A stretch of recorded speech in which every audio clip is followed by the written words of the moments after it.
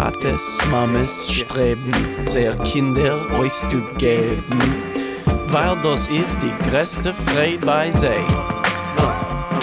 Und als Gott helft, sie sehen. Bonsoir et bienvenue sur Yiddish Heint, l'émission bimensuelle de la Maison de la Culture Yiddish, avec au micro, moi, Shahar Feinberg.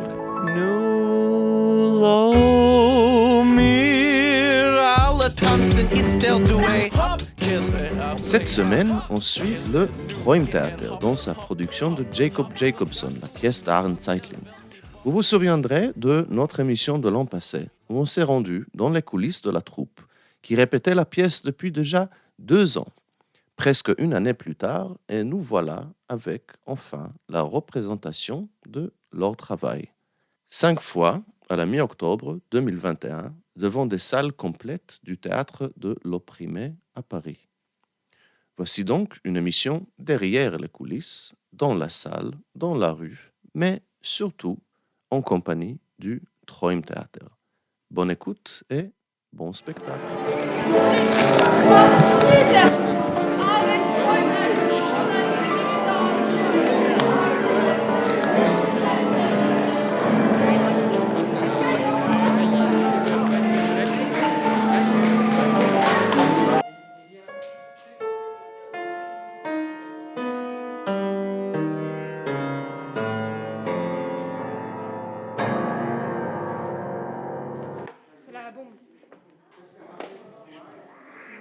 Alors, le soir de la première. Eh bien, il était temps que ça arrive, parce que ça fait quand même... Nous, on y est depuis 2 ans, les musiciens. Donc, Covid, bonjour, mais c'était long, Covid. Adieu, Covid, on espère. Donc, c'est très bien que ça arrive, voilà. Et puis, on en a encore 4 derrière. Tous les jours, ça va être très bien. C'était comme ça. Bah oui.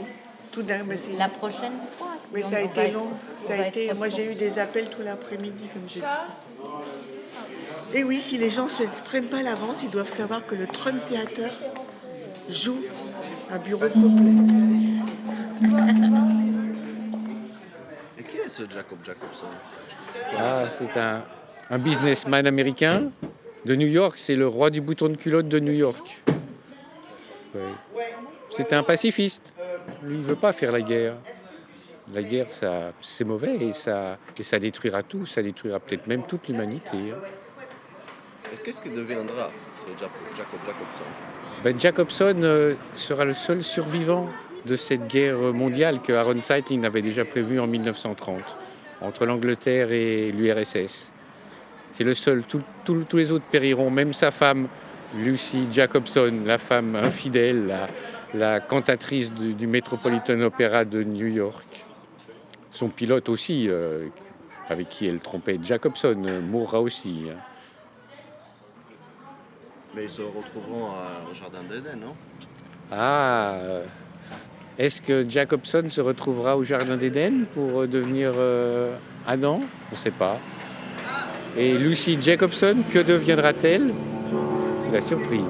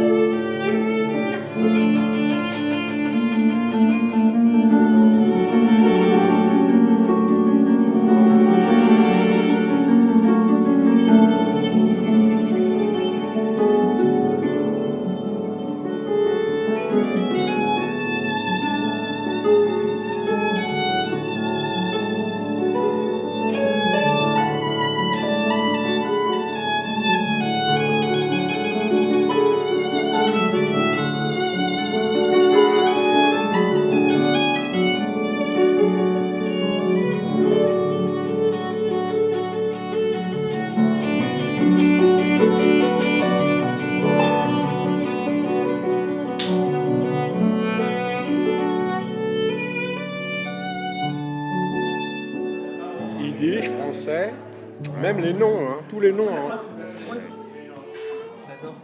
c'est fort. Et le mien, mon nom de famille, ils l'ont gardé comme ils prononçaient en Pologne, hein, Furzeig. Tu le chercheras. Hein. Parce que mon oncle, quand il a émigré aux États-Unis, Andrei Furzeig, Furzeig. il a gardé cette orthographe-là. Furzeig. Alors que mon père, il l'a francisé, Furcage. Moi, je préfère Furzeig, tu sais ce que ça veut dire? Fuhren et zeigen, conduire et montrer.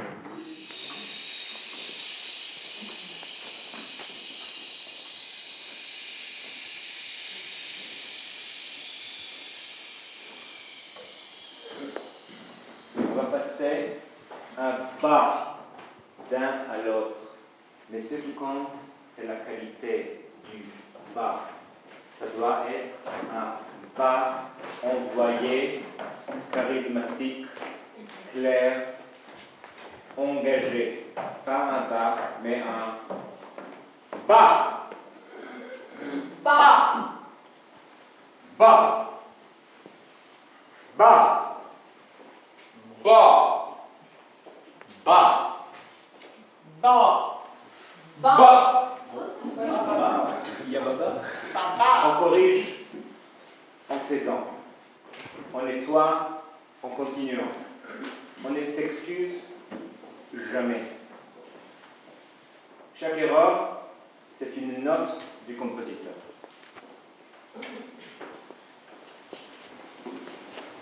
Qu'est-ce que c'est que ce lieu? Qu'est-ce que c'est que ce théâtre? Alors c'est un théâtre du coup qui existe à Paris depuis maintenant 25 ans, oui. À peu près 25 ans, qui s'est inspiré, qui a été fondé à la base par Augusto Boal, qui a donc créé la méthode du théâtre de l'opprimé, qui vient du Brésil dans les années 70, qu'il a importé en France en 79. C'est une méthode qui tourne autour de l'idée de rendre le théâtre plus social, et c'est ce qui forme une partie de la programmation, où il y a aussi une envie de mettre en avant tout ce qui est jeune création, tout ce qui peut être un peu original, tout ce qui peut toucher à la société en général. Création étrangère, création des jeunes, comme tu viens de le dire. On a un festival qui s'appelle le Brasiloff aussi, où on repart sur des racines, des origines du théâtre, donc du théâtre de l'opprimé.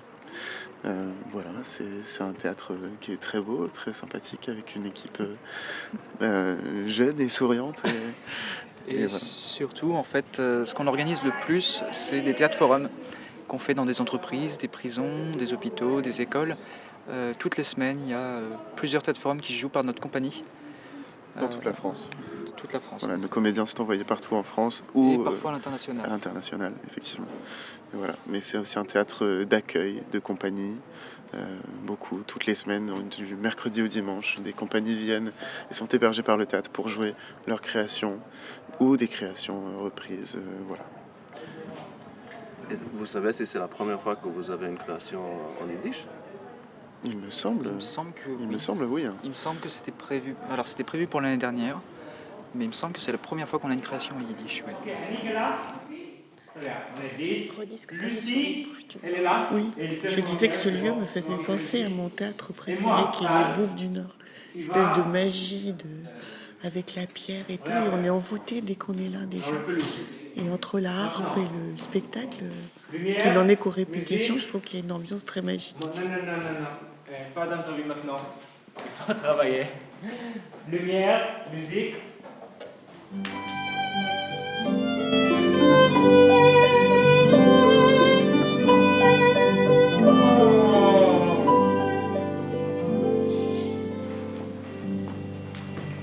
Wo bin ich? Ist bei mir der Atlantik.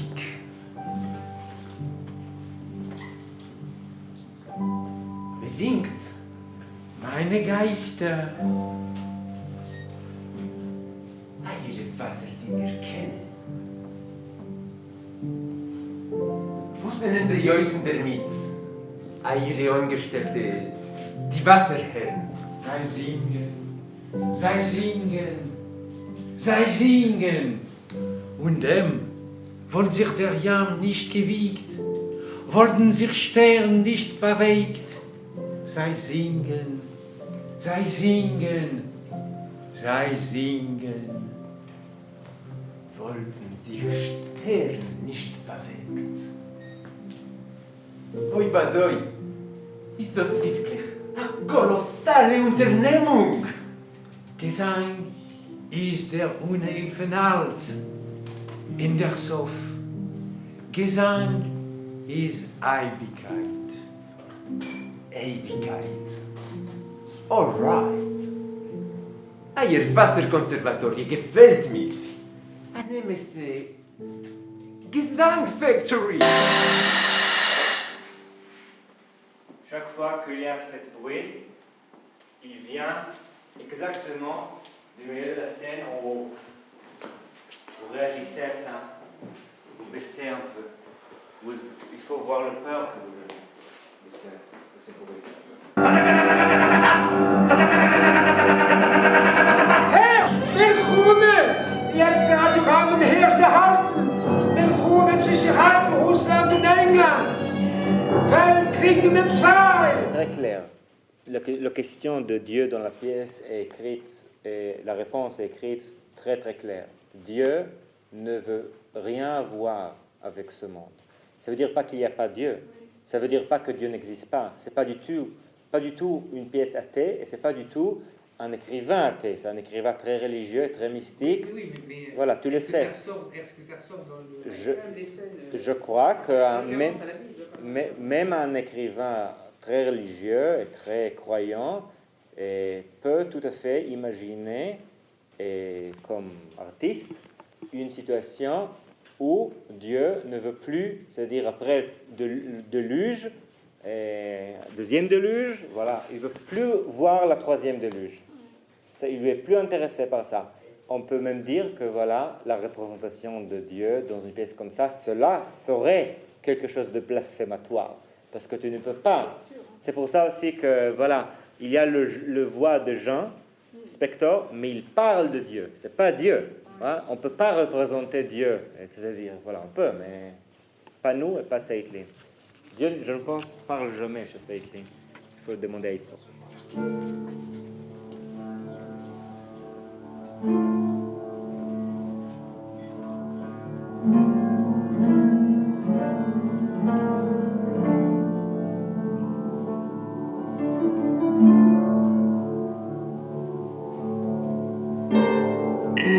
Allein.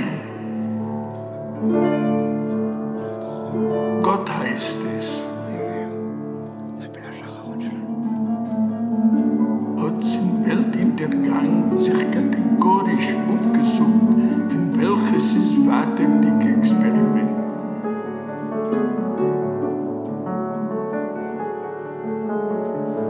Lui, Dieu, a depuis la destruction du monde catégoriquement refusé de faire de nouvelles tentatives.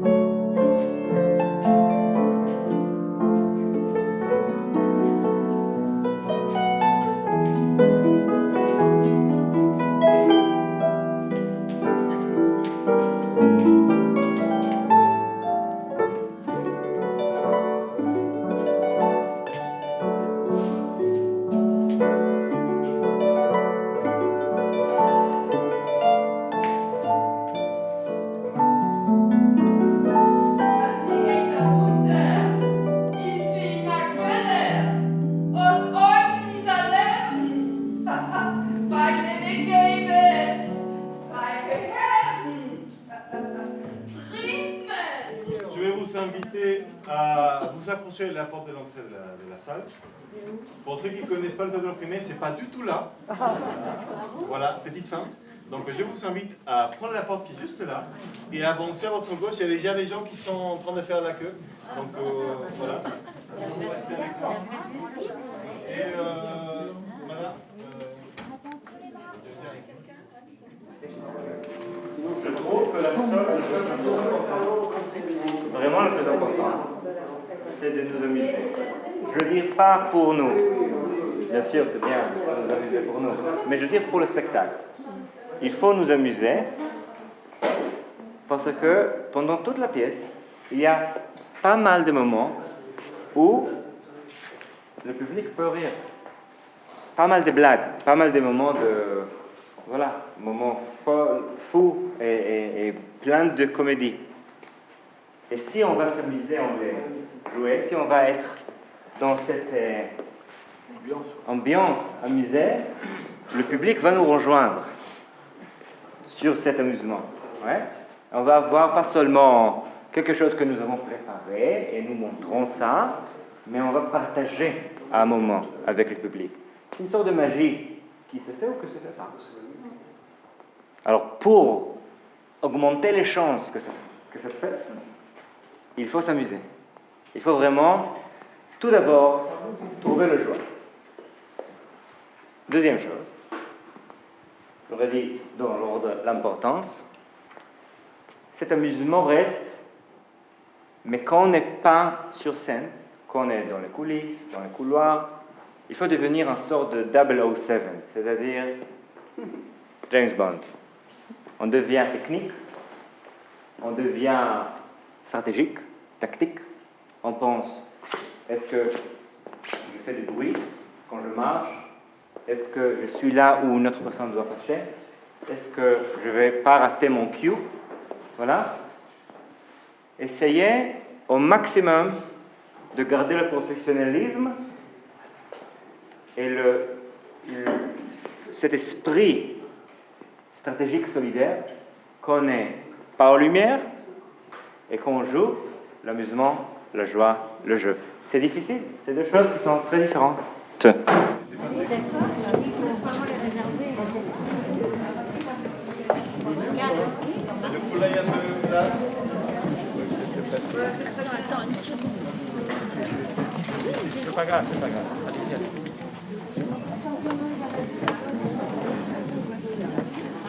Il y a des réservations. Non, mais attends. Oui, c'est ça. Oui, vous avez dit ça, c'est bien. Il y a réservation.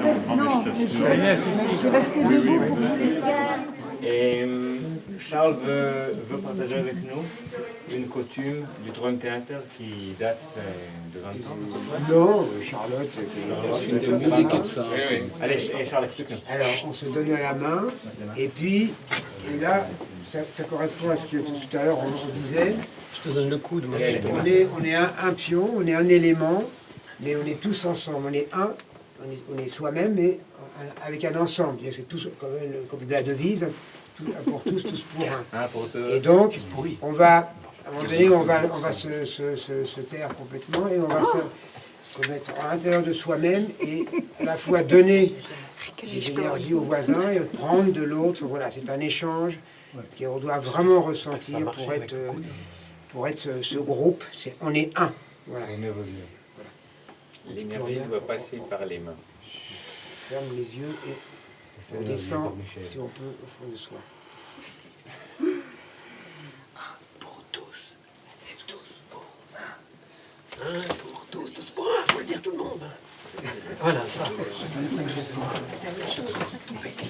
Un pour tous. Et tous pour un. Et tous pour un. Yeah!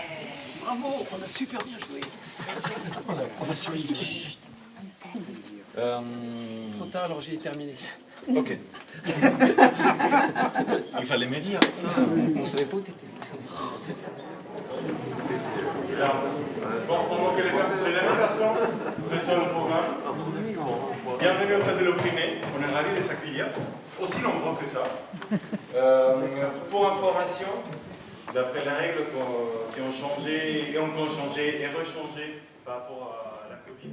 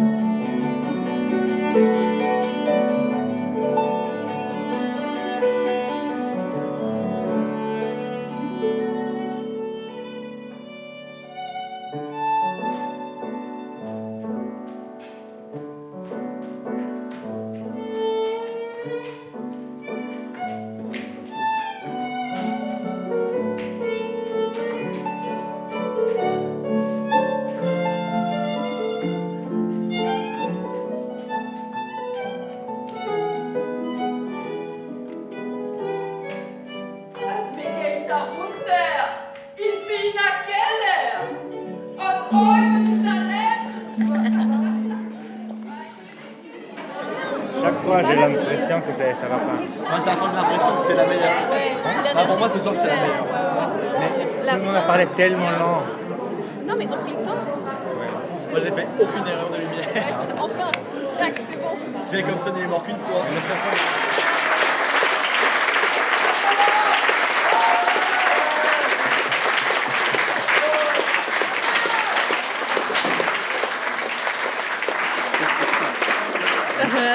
Une ovation pour cette magnifique pièce. Un rappel encore. Trop bien, très contente. Il était parfait. Il était parfait. J'ai joué avec lui une fois. Il était mon petit prince. Et le voilà. C'était très touchant, très très beau, magnifique. Oui. Très ému, superbe, vraiment une plongée dans le passé et c'est tellement prémonitoire de tout ce qui est arrivé. Écoutez, on a passé un moment absolument génial, même surprenant. Je connais la troupe, je l'ai suivie depuis plusieurs années. Je trouve qu'il y a eu un progrès immense et vraiment... alors personnellement, voilà, je suis une fan. Il y a un aspect très sarcastique, un humour un peu agressif et qui est tout à fait réjouissant. Ça, c'est extraordinaire, oui. Et ça, effectivement, ça change complètement des pièces plutôt tragiques qu'ils avaient interprétées précédemment. C'est intéressant justement qu'une troupe comme celle-là ait un programme aussi varié et des œuvres aussi différentes. C'est vraiment intéressant. Si on avait l'impression de voir sur la même chose, on ne reviendrait peut-être pas. Mais là, on va revenir. Ma sœur est actrice dans la pièce. C'est elle qui le joue. Tout le monde joue très bien, mais elle joue particulièrement bien. C'est quand même que la troupe est nombreuse, donc une pièce où il y avait beaucoup de rôles et il n'y avait pas beaucoup de... Les grands rôles étaient monopolisés, on va dire. Donc c'est pas une critique, mais quand il y a une troupe nombreuse, chacun avait plutôt un petit rôle et puis 2 acteurs ou 3 qui avaient monopolisé les grands rôles. Was haben wir gesehen? Auf Jiddisch, ja. Wir haben gesehen, eine von den schönsten Vorstellungen, was wird gespielt auf Jiddisch in den letzten Jahren. Mit der Sache, der Herz von Schreiber, Hodge wird gemusst kürzen dem Text, aber die Motive sind geblieben, die Reden sind geblieben und die Truppe mit Teilen Berosch hat verstanden zu geben, die Vorstellung an ähnlichen lebendigen theatralischen Rhythmen. Es ist gewesen, freilich, tief, ernst, alles, was wir da haben für ein schönes Spektakel. Und der ganze Koch von der Pièce zu der wecken Gedanken ist gewesen und ist ausgedrückt geworden auf der Szene. Ich bin sehr zufrieden. Und was ist die Koch von der Pièce? Was ist tief in der Pièce? Es ist tief. Eins, der Antimilitarismus und Pazifismus. Und es ist sehr tief der Linie von Gottes Sein oder Nicht-Sein auf der Welt. Ich allein bin nicht kein Gläubiger, aber das ist Zeitnis Koyach, was tracht uns eine Handlung, ein Spiel, in welcher man versteht, jeder einer versteht und viel beim Sof, was es meint, Elendkeit von einem Menschen ohne Gott auf der Welt. Das ist ein gewaltiger Koyach in der Pièce und über dem darf man trachten, auch viele, wenn man tracht anders. Juste ce que je vais dire, c'est que ça va me faire très bizarre après 3 ans de yiddish, de me retrouver demain avec des gens qui ne parlent pas yiddish. Parce que moi, je suis tunisien, je suis juif tunisien. Quand il y a 3 ans, j'ai dit à ma grand-mère, tu sais, je vais faire une pièce de théâtre en yiddish. Elle m'a fait le yiddish. Donc ça va faire très très bizarre d'enlever cette partie de ma vie, cet univers. Et ce n'est que le début. J'ajouterais moi simplement la musique et la chorégraphie, c'est absolument exceptionnel pour une troupe amateur, ils sont vraiment remarquables. Oui, oui, tout à fait. Magnifique.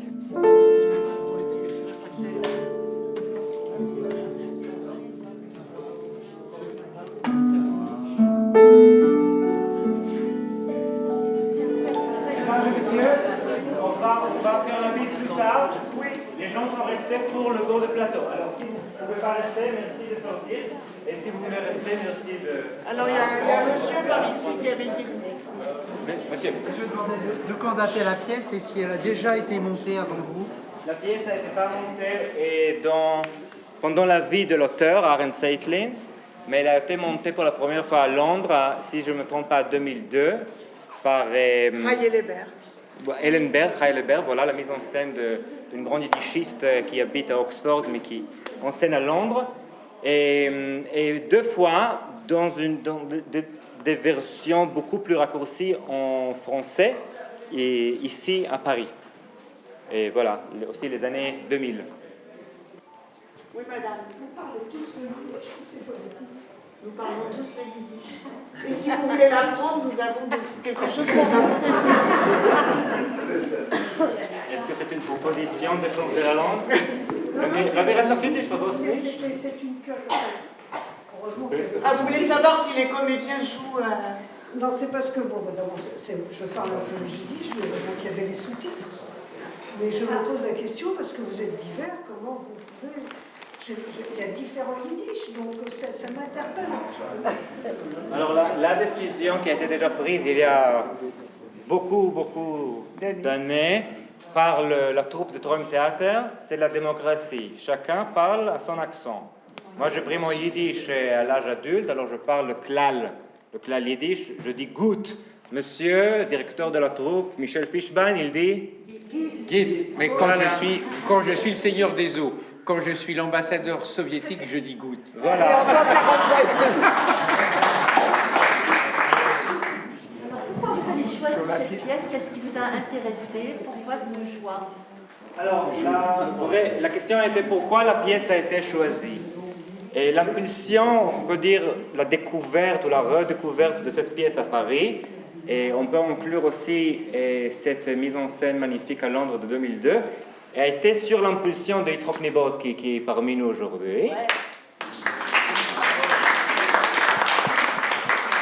Yitzhak Niboski n'est pas seulement un grand connaisseur d'Aaron Zeitlin, il a écrit son doctorat sur Aaron Zeitlin, mais il est aussi un grand amateur de cette pièce. Et moi, en tant qu'étudiant de Yitzhak, je lu, en fait c'était la 4e acte, celui de Paradis, dans le cours de Yitzhak, et quand on a cherché quelqu'un pour faire un nouveau projet pour le Traumtheater, et voilà, je me suis dit, ok, je vais essayer de le faire.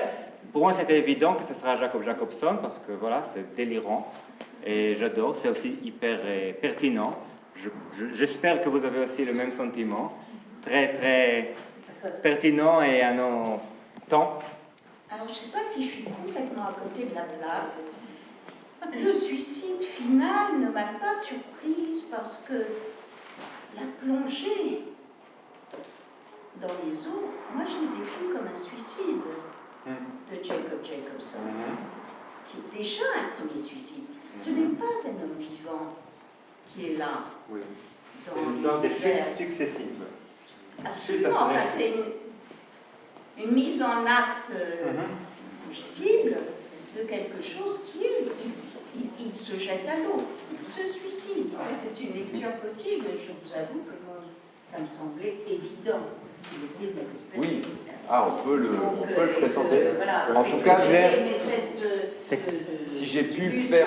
cette apparition. Si j'ai pu faire entrevoir le désespoir de Jacob dès le début, alors je suis content, c'était un des objectifs. On peut le dire autrement. Quand il se plonge dans l'eau, de son point de vue, il est sauvé. Du point de vue de la population, de tous les autres, il est plongé dans l'eau. Il est suicidé. Et en fait, on peut le dire aussi ça sur la fin. Quand il se suicide à la fin, de son point de vue, il s'est sorti de cette boucle de répétition.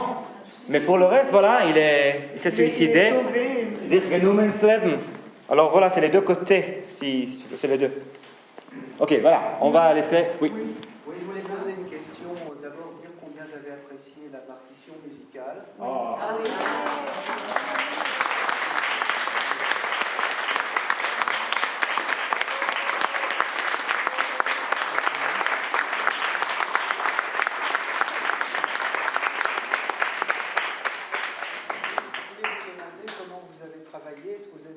partir du texte ou est-ce que vous avez assisté aux répétitions et construit la musique au fur et à mesure? Avec le metteur en scène, on a vu les endroits où il fallait de la musique, où ça apportait quelque chose. Et après, oui, je lui ai demandé quel genre d'ambiance il voulait à tel moment, etc. On travaille vraiment comme ça, un petit peu en symbiose. Et puis après, on essaie que le timing soit bon, quoi.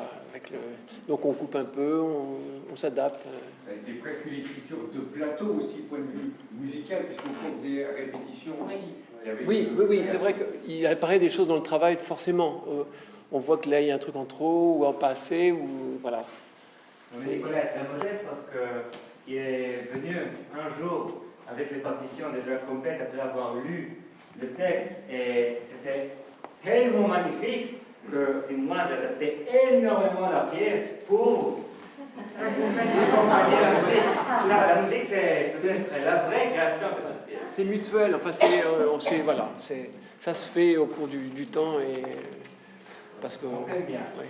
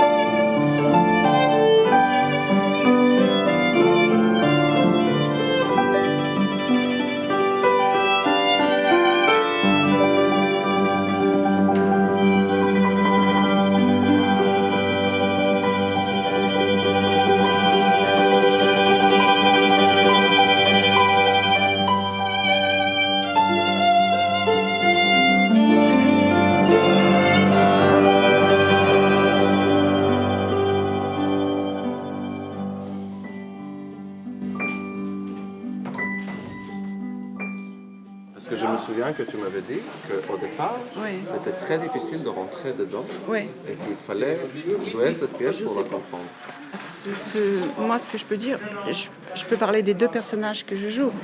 C'est-à-dire que je me souviens très bien d'un comédien qui avait dit que quand il jouait au théâtre, il faisait en sorte de piocher un peu dans une espèce de valise dans laquelle il y avait tout ce qu'il a vécu depuis qu'il était jeune, toutes les personnes qu'il avait rencontrées. Enfin, à chaque fois, ça faisait comme ça une espèce de sédiment. Et il plongeait tout le temps dans cette espèce de valise symbolique pour essayer de trouver ce qu'il pouvait utiliser pour incarner le personnage. Et moi, pour l'Arbeter, ça n'a posé vraiment aucun problème, puisque j'avais des parents communistes, donc j'allais aux réunions de cellules et je voyais un petit peu l'énergie qu'il pouvait y avoir et puis la révolte. Pas la violence, parce que quelqu'un a parlé de violence avec ce personnage. Non, il est révolté, il n'est pas du tout violent. Donc j'ai puisé là-dedans assez facilement. Et l'ange, ça a été très difficile pour moi. Je n'ai jamais rencontré d'ange, je n'ai jamais rencontré de personne chez qui je pouvais puiser quelque chose. Vous pouvez aussi emballer avec ça. Toute cette partie avec les anges, pour moi, c'était difficile, en fait. C'était difficile à aborder. Et il a fallu que... J'ai fait plusieurs essais avec, évidemment, l'aide de Tal qui me disait non, ça va pas, essaye ça, non, ça va pas, essaye ça. Enfin, c'était vraiment compliqué. Quel registre travailler pour... Et donc, comment, au final, tu as trouvé une voie d'accès ou... Alors finalement, je me suis dit que la façon dont Zeitlin le décrit, il dit que c'est un petit ange, finalement c'est l'ange des femmes accouchées, donc qui n'est pas très très important. Peut-être un petit peu méprisé par les autres, on ne sait pas, mais en tous les cas, c'est pas dit du tout, mais c'est pas le plus important du tout, mais c'est quand même lui à qui on va donner la mission d'aller, puisque c'est lui qui sait qu'il y a un être humain comme ça dans les abîmes, et donc on l'envoie, et puis on l'envoie comme ça, quoi. C'est-à-dire, je sais même pas si on pense, si les autres anges pensent qu'il va être capable de faire quelque chose. Et il est très investi par sa mission, et en même temps, il est un peu, pas naïf, mais je trouve qu'il est attendrissant quelque part, parce que il prend sa mission très au sérieux, quoi. Enfin, il faut vraiment qu'il sauve l'humanité et qu'un nouvel Adam se crée. Et comme Dieu veut absolument pas entendre parler de ça, lui, il prend sa mission à cœur. Et du coup, s'il n'est pas envoyé par Dieu, qui l'envoie? Alors justement, Dieu, Métatren, donc qui est l'ange principal, il n'est même pas, Dieu ne lui accorde même pas la possibilité de venir le voir, en fait. Donc Dieu dit non, il y en a marre. Moi j'ai essayé, ça a été la catastrophe. Ils sont trop nuls, ils sont trop tus. C'est vraiment des nuls, ces êtres humains. Il est hors de question de créer un nouveau monde. Mais les anges ont envie quand même, ont envie de faire en sorte que quelque chose se recrée. Donc ils vont faire ça tout seuls. Ils peuvent quand même, apparemment, faire ça sans Dieu. Et comment tu expliques le fait que les anges veulent tout de même recommencer avec les hommes? C'est-à-dire que c'est un petit peu aussi... comment dire, c'est leur mission, c'est-à-dire que s'il n'y a pas d'humanité, il ne peut pas y avoir d'ange. À quoi servirait-il? Donc, c'est peut-être aussi leur survie. Ils se battent pour leur survie. Je ne sais pas, c'est quelque chose, ça peut être quelque chose comme ça. C'est très intéressant parce qu'en effet, tout le monde dans cette pièce se bat pour sa survie. Oui. Et même Jacobson qui se tue à la fin, c'est pour... sa survie également, d'une certaine manière. Oui, c'est ça. C'est-à-dire que c'est pour sa propre survie et pas celle qu'on veut lui attribuer, justement. Ouais.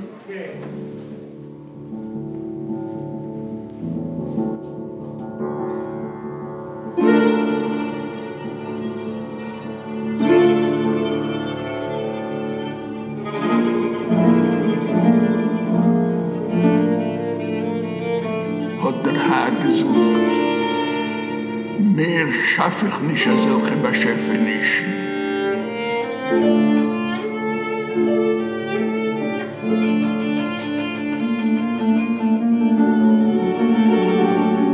Mein Teuer ist von jetzt und geschlossen. Komm nicht mehr zu mir.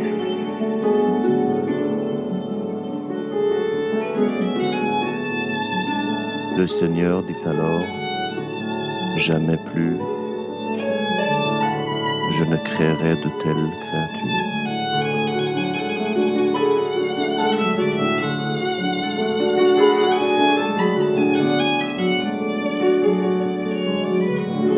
Ma porte est close désormais.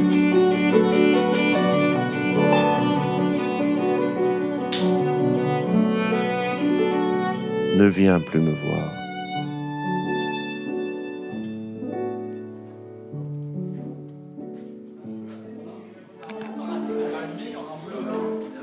Chaque lumière a une couleur de base. Ça va. Je vais... Good enough for Jesus. Je vais voir. On commence où là? On va où? Tal, on va où là? On va maintenant. On joue quoi? Acteur 1. Allez. Position. Position. Position. Est-ce qu'on sait qui un verre qui va rester? Non, mais là, il ne peut pas prendre le verre et la table. Si, on a fait plusieurs fois. Plusieurs. C'est ça que j'imite en fait. Mesdames et messieurs, vous êtes prêts? Vous avez des questions pressées qu'on n'a pas résolues pendant le noir? Non. Excellent. Dans ce cas, mesdames et messieurs, il faut la lumière violette. Oui. C'est la lumière. Oui.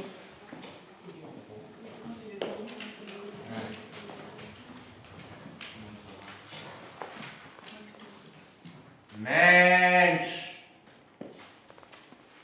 Halt sich fest!